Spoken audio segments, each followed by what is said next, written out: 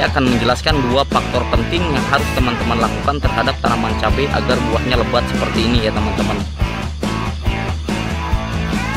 Simak terus videonya sampai selesai agar teman-teman paham dua faktor itu apa dalam proses budidaya tanaman cabai ya teman-teman.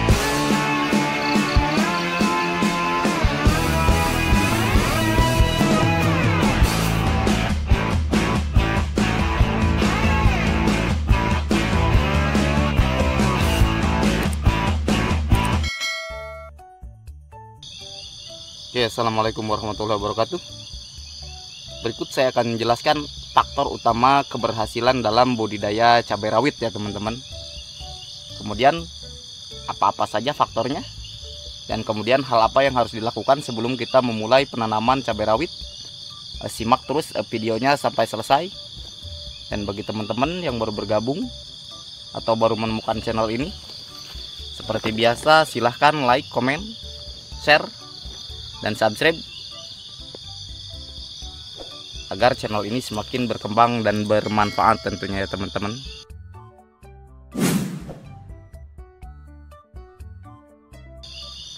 Oke teman-teman, faktor pertama ya yang teman-teman harus lakukan jika ingin membudidayakan tanaman cabai rawit seperti yang saya miliki adalah faktor benih tentunya ya teman-teman.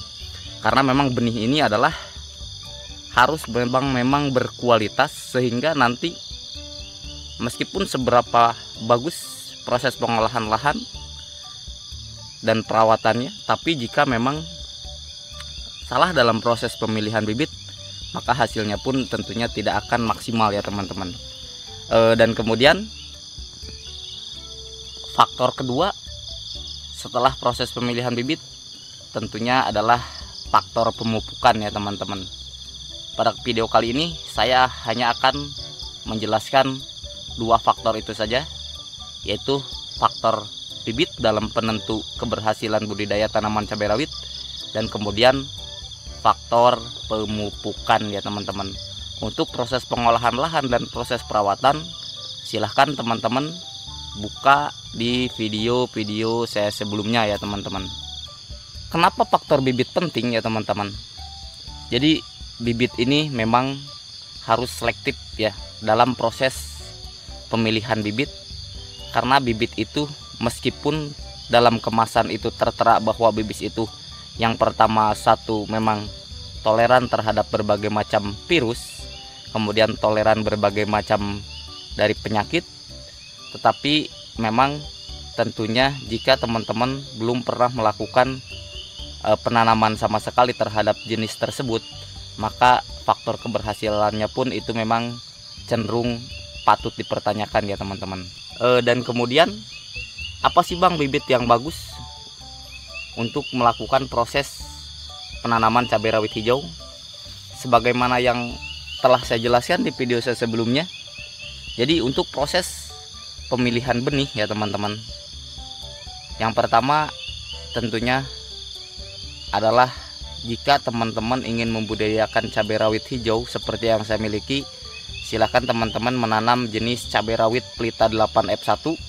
Kemudian pilihan yang kedua atau alternatif kedua, yaitu teman-teman silahkan menanam cabai rawit hijau jenis Bara ya teman-teman.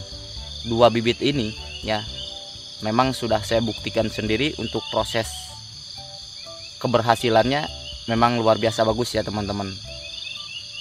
Tahun lalu saya menanam untuk jenis cabai rawit Pelita 8F1 itu sekitar 3.500 pohon, dan memang alhamdulillah tidak ada kendala dan keuntungan alhamdulillah dapat kita peroleh ya teman-teman. Dan untuk sekarang pun ya teman-teman, untuk sekarang untuk cabai rawit ini di kebun ya, di kebun ini 1 kilo sekarang sudah Rp50.000 ya teman-teman, per bulan Januari 2024. Jadi nantinya mungkin untuk ke depan ini akan terus melonjak ya teman-teman untuk harganya. Jadi memang untuk proses budidaya tanaman cabai rawit ini secara modal kalau rugi itu besar, kalau untung pun memang luar biasa besar ya teman-teman. Itu dalam proses budidaya tanaman cabai rawit. Lain halnya dengan proses penanaman terong ya teman-teman.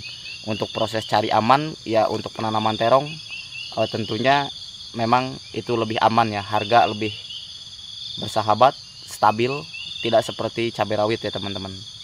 Jadi bagi teman-teman yang ingin mencoba agribisnis membudidayakan tanaman terong ataupun cabai, silahkan ikuti channel saya dan silahkan bertanya di kolom komentar bagaimana tata cara untuk proses penanaman baik pun tanaman cabai ataupun tanaman terong yang baik ya dan benar ya teman-teman.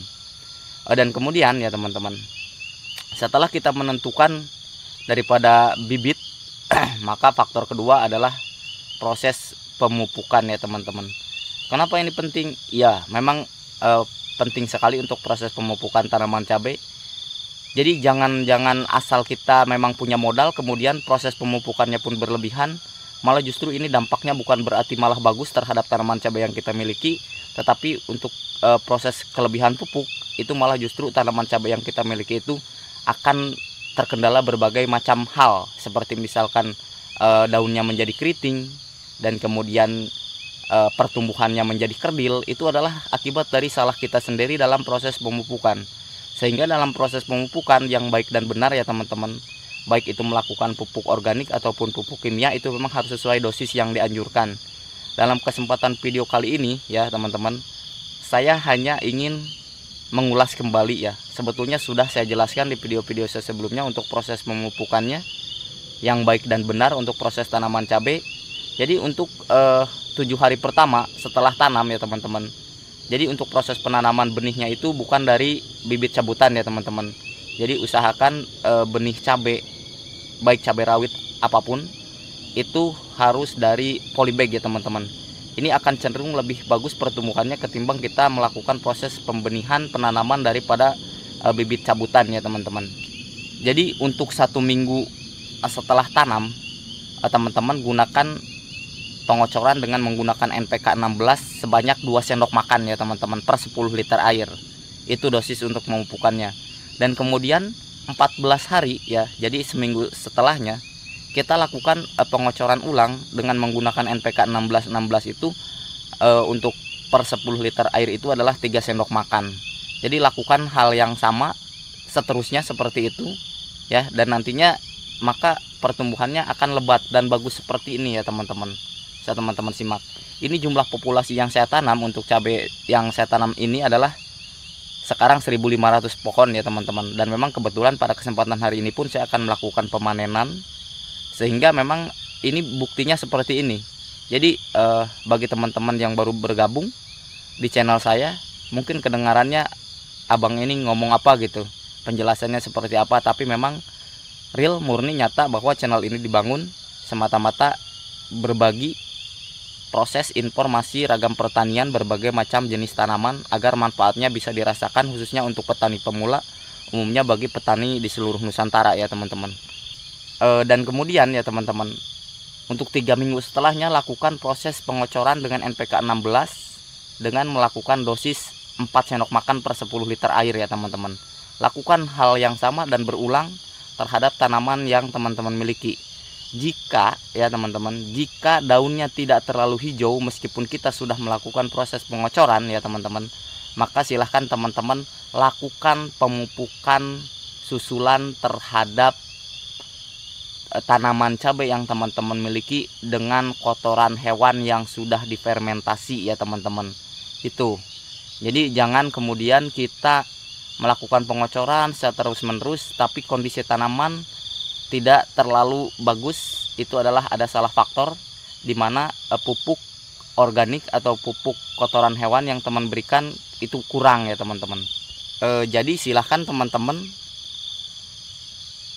awasi atau perhatikan secara seksama pertumbuhan daripada tanaman cabai yang teman-teman miliki, karena teman-teman akan tahu di situ kelemahan-kelemahan atau kekurangan daripada tanaman yang teman-teman miliki dan langkah apa yang harus teman-teman lakukan terhadap tanaman cabai yang teman-teman miliki agar nantinya jadi kualitas tanaman cabai yang teman-teman miliki itu bagus ya teman-teman.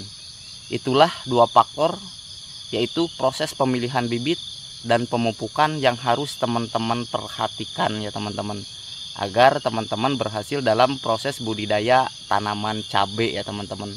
Oke, terima kasih telah menyimak video saya dalam proses penjelasan dua faktor ini penting untuk tanaman cabai. Kurang lebihnya mohon maaf. Assalamualaikum warahmatullahi wabarakatuh.